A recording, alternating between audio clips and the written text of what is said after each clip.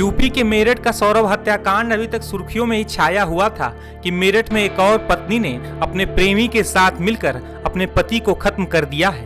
मुस्कान ने प्रेमी साहिल के साथ मिलकर पति सौरभ को जान से मारने के बाद नीले ड्रम में पैक कर दिया था, तो वहीं अपने पति अमित को पत्नी रविता ने बॉयफ्रेंड के साथ मिलकर जहरीले सांप से डसवा दिया। जानकारी के मुताबिक अपने बॉयफ्रेंड के साथ रविता ने पति अमित का पहले गला घोटा, फिर शव के नीचे सांप को दबा दिया। इसके बाद जहरीले सांप ने अमित को कई बार डस लिया। इस घटना को अंजाम देने के बाद पत्नी रविता का बॉयफ्रेंड वहां से भाग गया और रविता खुद दूसरे कमरे में सोने चली गई। सुबह जब अमित के घर वाले उठे तो देखा उसकी मौत हो चुकी है। उसके हाथ के नीचे एक जिंदा सांप दबा हुआ था। शरीर पर सांप के डसने के निशान देखकर परिजनों को लगा कि युवक की मौत सांप के डसने से हुई है। हालांकि जब पोस्टमार्टम रिपोर्ट सामने आई तो सारा कच्चा चिट्ठा खुल गया। पोस्टमार्टम रिपोर्ट के मुताबिक अमित की मौत दम घुटने की वजह से हुई है। वहीं पत्नी रविता के प्रेमी ने इस पूरे मामले पर क्या कहा है, आइए आपको सुनवाते हैं। मेरठ के भैंसुमा थाना इलाके में एक महिला ने अपने प्रेमी के साथ मिलकर अपने पति की हत्या कर दी। वो महिला का, रविता का जो प्रेमी है वो हमारे साथ है। क्या नाम है आपका? अमरदीप।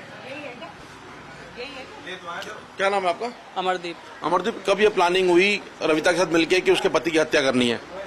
कुछ ही दिन पहले, 5-7 दिन पहले।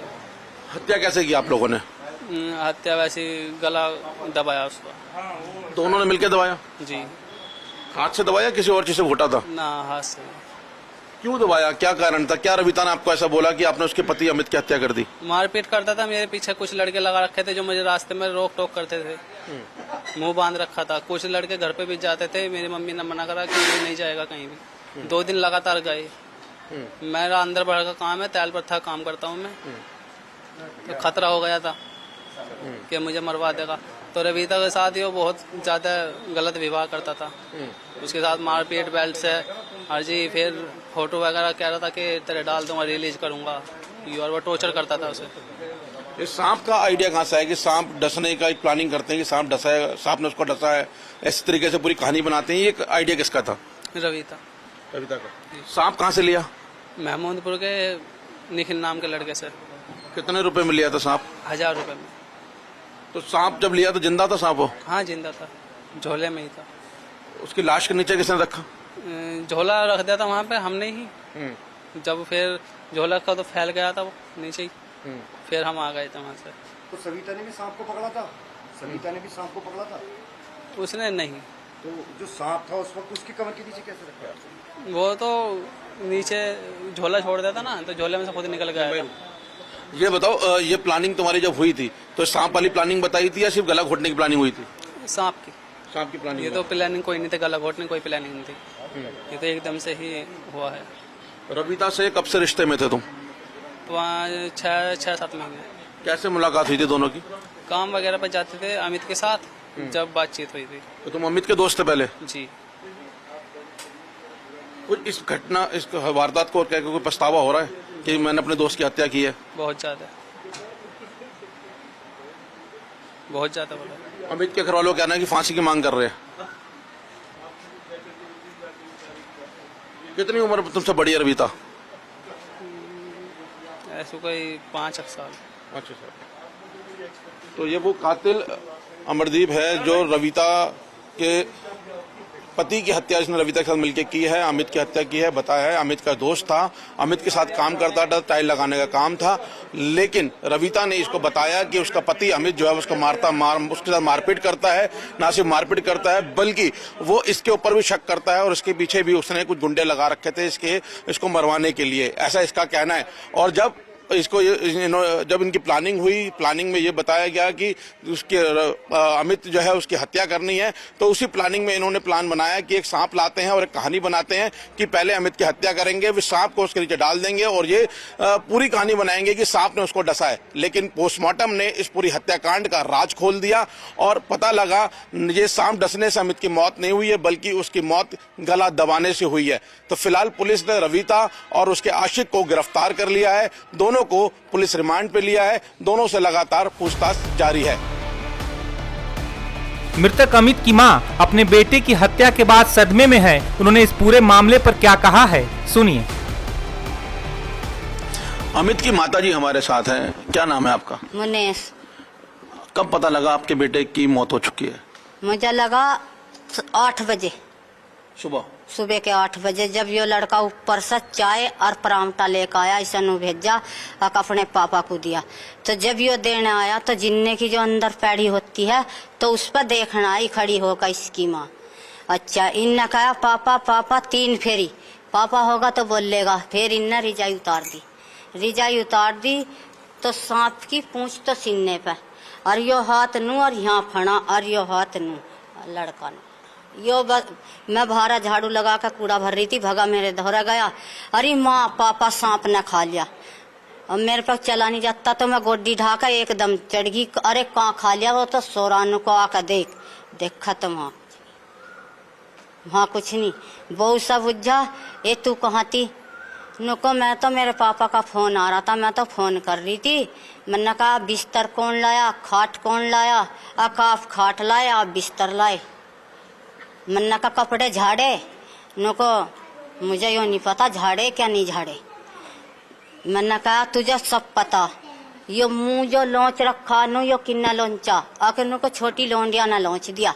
छोटी लोंडिया, मन्ना कहा इसका नखून तो है नहीं, छोटी लोंडिया ना कैसा लौच दिया? नुको हाँ, और मका यो गले पे, आके मुझे नहीं पता, फिर नहीं करोगे मुझे नहीं पता। तो मेरा एकदम शक हो गया वे जो दुश्मन है और यो मिली हुई है। हाँ सब तो हत्या कमरे के अंदर की गई थी, उसके बाद बाहर बिठाया गया। बेड पे करी हत्या दोनों ने। पहले हत्या करने में शुरू में सांप गेरा गले में, एक इंगे से खींच रहा, एक इंगे से खींच रहा। अच्छा, जब उस सांप से नहीं मरा तो उन्ना तो नु मोलो चानू बोला और उन्ना गला घोटा। तो हत्या करने के बाद जो आपकी बहू थी वो रात को उसी कमरे में सोई है? नहीं, उसमें नहीं सोई। कहाँ सोई? भारा सोई, जहाँ वो तो खत्म कर दिया, जहाँ उसकी अर्थी थी वहाँ सोई। उसकी लाश के साथ सोई? हाँ, भारा जब जैसा उसे ले गए पोस्ट मास्टर पे तो वो भारा सोई। जैसा रात को ले गए फूंक फांक दिया तो वो वहाँ सोई जहाँ उसका सिर आना था। सिर नहीं, जिस रात को हत्या की गई, हाँ। शनिवार की रात में? नहीं, भीतर अंदर कमरे में सोई। और उसी कमरे में हत्या की गई थी? हाँ, उसी में हत्या करी, उसमें ही वो सोई और लड़के को घेर के भारा रिजाई ऐसा उड़ा दी, बिल्कुल जैसा कोई आदमी उड़ा दे ऐसा ही। ना इतना बाल उघड़ रहा, ना इतना कहीं से तन बदन उघड़ रहा, ऐसे ऐसे बाल, अन्नी बालों को नु करके आराम से लटक रहा था, कहीं से भी नहीं उघड़ रहा था, कहीं से भी। तो देख तो जनता अड़ा पड़ी, जनता ने कहा मार दिया बहू ने, उसी लड़के ने। लड़का आपके घर में आता है, पूरी हत्या को अंजाम देता है, लाश बाहर ले आते हैं, आप लोगों को पता नहीं लगा कि रात भर इतनी गतिविधि हुई है? यो जो हमारा लड़का था, यो हमारा लड़का और वो दोनों काम कर रहे थे पत्थर का एक जगह। तो हम लोग भी कहते थे भाई आवे आपस में आ भी जावे। तो मेरे लड़के को और मुझे ऐसा विश्वास दे रखा था जो विश्वास ना आवे बहू ने। मेरा लड़का नु कह दिया था, जो मेरे ये सब कहता मेरा परिवार नुको माँ मेरी बेइज्जती कर रहे, माँ मेरी बेइज्जती कर रहे। और अब 1 महीने से हमें माँ बेटों को, जब से मेरा लड़का पिटता था लाके, जब से झारियत हुई थी, क्या यो कारण करवा रहे है? आप लोगों को पता नहीं लगा कि आपकी बहू है, उसको कोई प्रेम पसंद चल रहा है किसी के साथ? ऐसो पता ही तो माँ बेटों को नहीं लगा हमें उनने सच्चाई पे, अपनी सच्चाई पे दे रखा था विश्वास।